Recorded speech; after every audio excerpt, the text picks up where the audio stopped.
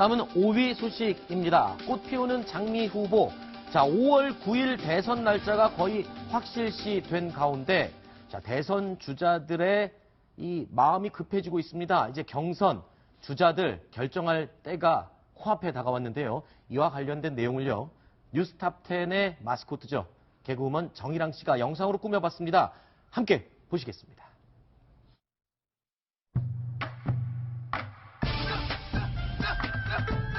안녕하시게라.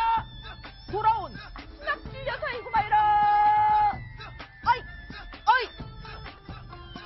아직까지 날씨가 약간 쌀쌀하지라. 그런데 지금 정치권은 발바닥에 땀이 나 보여. 왜냐? 이 당군일에 처음 해보는 장미 대선이 5월에 딱 기다리고 있어 본 게요. 그 시방 이제부터 예비 후보들이 음맥 기사로 딱 스타트 해야지라. 먼저 각 당에서 결선 티켓을 잡은 후보들을 언제까지 딱 뽑아보냐면요. 먼저 민주당이요.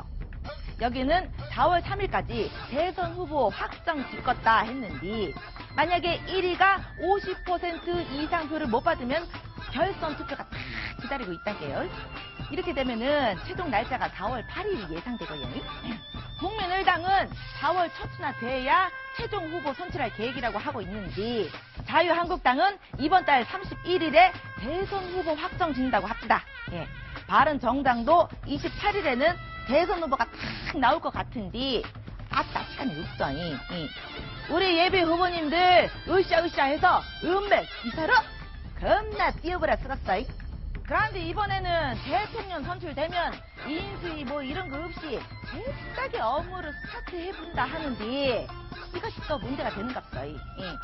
원래는 당선되면 그 두어 달은 대통령 준비할 시간을 줬는데, 이번에는 뭐 시간이 없지 않아요. 그럴 바에는 차라리 법이라도 고쳐서 후보자 때부터 뭐 그 인수위 신설을 하자 뭐 이런 주장도 나온다는데, 이것이 또 쉬운 것이 아닌갑서. 그 후보들한테 전부 다 국가기밀 자료를 다 떠넘길 수는 없는 거 아니요. 살짝 머리 아픈 상황이 됐지라. 그래도 우리 국민들 어쩌든지 으쌰으쌰 해서 이제는 뭐 퇴시대를 열어야 되지 않겠어. 음맥 기지도 상관없이 우리 다 같이 음맥 기사를 힘 한번 겁나게 내보자게요. 어이! 네, 강 기자. 민주당 대선 후보 같은 경우에는 투표에 과반이 나오느냐 아니냐에 따라서 날짜가 달라진다면서요? 네, 그렇습니다. 지금 민주당 같은 경우에는 아직도 선거인단을 모집하고 있습니다. 네.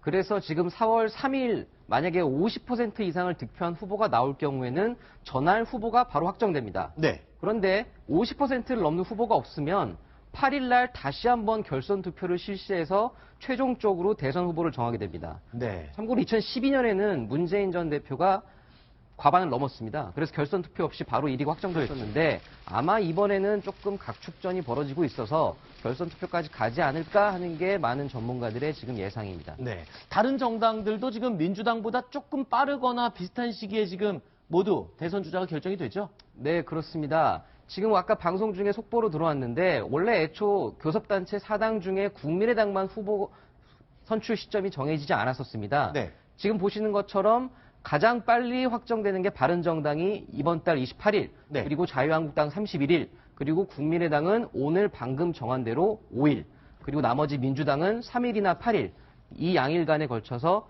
4월 8일 전에는 4당 후보가 모두 정해지게 되는 셈입니다. 네. 4월 5일 국민의당 최종 대선 후보 선출. 저희가 방송하는 도중 속보로 내용이 들어와서 저희가 이 내용을 수정해서 다시 알려드렸습니다. 자, 그런데 이 대선 후보가 선출되는 날짜가요, 이 공직자 사퇴 시한이랑 맞물려 있는 거죠? 아무래도 그럴 수밖에 없습니다. 그 대선에 나오려면 네. 30일 전에는 자리에서 물러나야 되거든요. 그렇죠. 공직에서 떠나야만 떠나야 하죠. 되는데, 생각해 보시면 지금 안희정 충남지사 있죠, 이재명 성남시장 있죠, 남경필 경기지사 있죠, 홍준표 경남지사 있습니다. 네. 그러다 보니까 각 당들이 지금 가장 유력하게 꼽히는 게 5월 9일이니까 조금 여유를 둬서 4월 8일 이전에는 무조건 끝내야 한다라고 지금 시점을 정하고 있는 겁니다. 그렇군요. 자, 이런 가운데 민주당의 대선 주자로 뛰고 있는 인물들, 자, 박 전 대통령의 구속 수사 이 부분에 대해서 입장들을 다 내놨습니다. 어떻게 내놨는지 함께 들어보시겠습니다. 증거인멸, 도주 우려가 있다고 보여져서 출국 금지하고 신속하게 구속 수사해야 된다고 생각합니다. 국정농단 세력에 대한 사면 불가 방침을 공동으로 천명합시다. 구속이냐 불구속이냐라는 문제는 대선 주자들이 언급해서 영향을 미치는 것은 적절하지 못하다고 생각합니다. 법의 대원칙에 따라서 공정하게 처리해야 된다고 생각을 합니다. 특권이 있을 수 없습니다. 자, 대선 주자들의 박 전 대통령에 대한 구속시사에 대한 입장 조금씩 내용이 다른 것 같아요. 비슷한 예. 방향도 있긴 하지만요. 전체적으로 보면 이재명 시장 같은 경우가 가장 강력하게 예. 나오나요? 당장에 구속 수사하라, 예. 출국 금지도 하라 이렇게 얘기하는데 사실 대통령이 지금 20여 명의 같이 경호관들이 가 있기 때문에 네. 무슨 해외로 도주할 가능성은 없다고 봐야 됩니다. 네. 그렇기 때문에 출국 금지라고 하는 거는 만약에 한다면은 이건 정치적 제스처가 되기 때문에 검찰의 어떤 수사 절차에 따라서 한다면 출국 금지는 굳이 필요가 없을 것 같고요. 네. 어쨌든 이미 형사 불소추 특권은 없어졌지 않습니까? 그렇죠. 그러니까 반드시 불러서 조사하는 건 분명합니다. 네. 그런데 검찰이 이제 고민을 할 거는 과연 구속영장을 칠 거냐 말 거냐인데 네. 검찰은 어쨌든 법과 원칙에 따라서 한다고 얘기를 했기 때문에 그거에 따르면 구속영장은 칠 수밖에 없다. 네. 그런데 과연 법원에서 과연 구속 수사를 계속 할 필요가 있느냐? 네. 아니면 그냥 불구속을 해서 수사하고 그다음 불구속 재판 받은 다음에 최종적으로 판결할 때 이건 결정해도 되는 거 아니냐? 이렇게 하면은 기각을 할 가능성도 상당히 있다고 봅니다. 어쨌든 지금 현재 문재인 전 대표 같은 경우에는 지금 언급을 하지 말자고 했잖아요. 그렇죠. 지금 자기 1등인데 괜히 이거 언급해가지고 표에 영향을 주는 일을 하고 싶지 않다는 거죠. 예. 사드 때도 그랬는데 예. 이때도 또 문 전 대표는 비슷한 입장을 취하는 것 같아요. 그렇죠. 현재 가장 유리하기 때문에 어떤 거기에 영향을 줄 어떤 요소가 있는 거는 바라지 않고 있는 거죠. 네. 근데 저는 사실 굉장히 의외였던 게 바로 저 문재인 전 대표의 반응이었습니다. 네. 왜냐하면 사실 앞서 안희정 지사가 선의 발언 때문에 굉장히 지지율이 상승하고 그랬었죠. 있다가 꺾이지 않았습니까? 네. 지금 민주당이 경선을 앞두고 있습니다. 네. 어떻게 보면 정치적으로는 자기 지지층을 결집시켜야 되는 때입니다. 네. 그러다 보니까 당연히 문재인 전 대표가 강경한 입장을 내놓을 수도 있다. 네. 어떤 이런 관측도 나왔는데 사실 이게 어려운 게 정치가 정답이 없다 보니까 네. 문재인 전 대표가 저렇게 얘기를 한 게 경선에 어떻게 영향을 미칠지는 사실 좀 지켜봐야 될 것 같습니다. 네.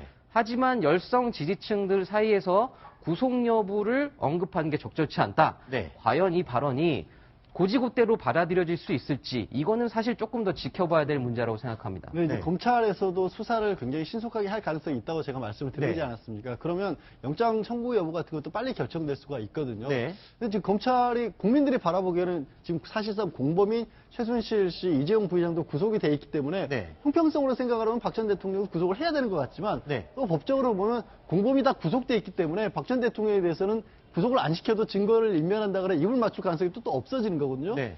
게다가 이제 한편으로는 여전히 그래도 가지고 있었던 기밀서라든가 뭐 차명폰 의혹 같은 거 제기가 됐으니까 그런 부분에서는 또 구속을 해야 될 필요성이 있을 것도 같고 반대로 뒤집어보면 어쨌든 청와대를 나와버렸기 때문에 네. 가지고 있는 자료가 없다라고 본다면 또 구속의 필요성이 없을 수도 있거든요. 그래서 검찰에서도 검찰이 결정할 수밖에 없는 사안이고 섣불리 뭐라고 문재인 대표가 말을 해도 그 말이 틀렸다라는 게 바로 밝혀질 수가 있는 상황이기 때문에 그렇죠. 지금은 한 발 빼는 게 오히려 나은 상황일 수도 있습니다. 지금 대선을 2달 코앞에 두고 있기 때문에 아주 예민한 시기입니다. 지지율이 급변할 수 있는 시기여서 그렇죠. 이런 말 한마디 한마디가 아주 예민하게 지지율에 영향을 끼칠 수가 있잖아요. 왜 문재인 대표가 이거에 대해서 입장을 정확히 얘기를 하지 않느냐. 원칙대로 한다면 당연히 법과 원칙에 따른 구속영장도 당연히 취해야 된다고 얘기를 해야 되죠. 그런데 만약에 검찰에서 구속영장을 쳐서 법원에서 구속영장이 발부가 돼가지고 박근혜 대통령이 구속되는 그런 사태가 온다. 그러면 그게 문재인 대표한테 유리하겠습니까? 불리하겠습니까?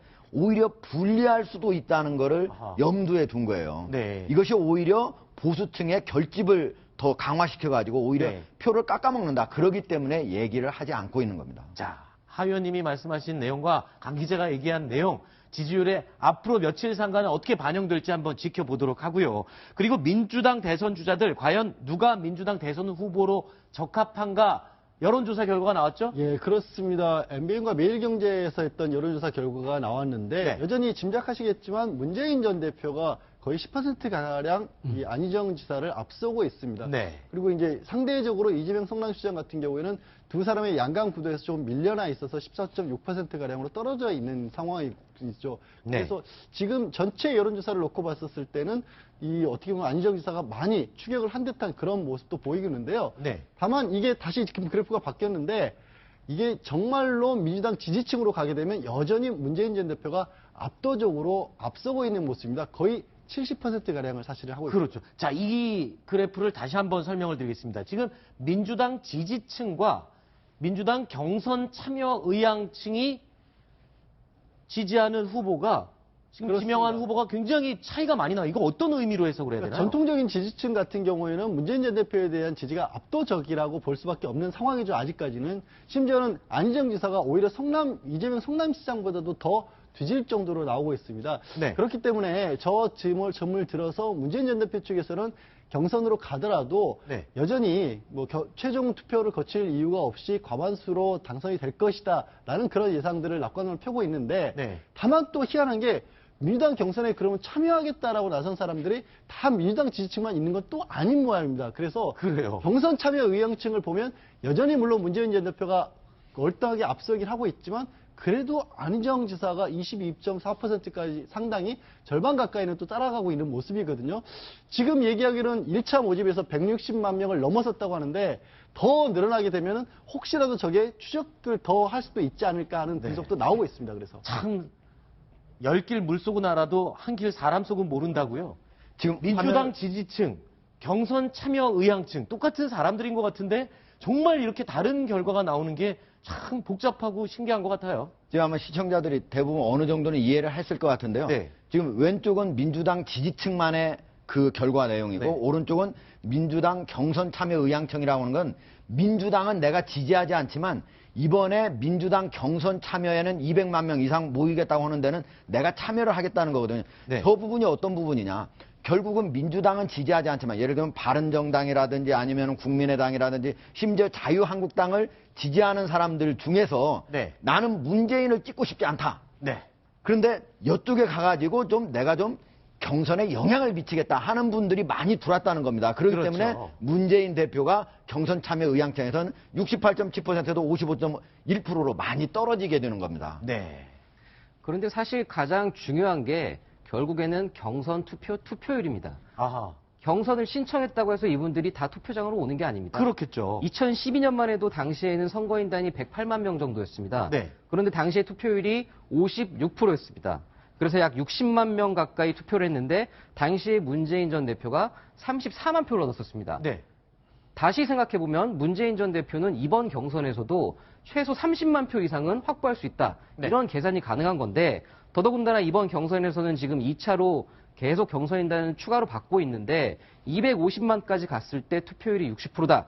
그러면은 매직 넘버라는 게 약 80만 표 안팎에서 결정될 수 있습니다. 네. 그러면 문재인 전 대표나 안희정 지사에게 과연 얼만큼 이 표들이 가느냐. 그 투표율이 굉장히 중요한 변수가 될 수 있다고 봅니다. 그렇군요. 자, 민주당 대선 주자들의 이야기 계속 해보고 있는데요. 이재명 성남시장이 오늘 기자회견을 열었습니다. 그런데 문재인 전 대표와 안희정 지사를 향해서 아주 공격적인 말들을 쏟아냈습니다. 어떤 말을 했는지 들어보시겠습니다. 당 정체성에 맞지 않는 친재벌, 부패 기득권 인사 영입을 중단합시다. 국민은 세력이 많은 대통령이 아니라 신념이 강한 대통령을 원합니다. 자백도 반성도 없는 부패 정치 세력과 손을 잡겠다는 대연정은 포기하겠다고 선언해 주십시오.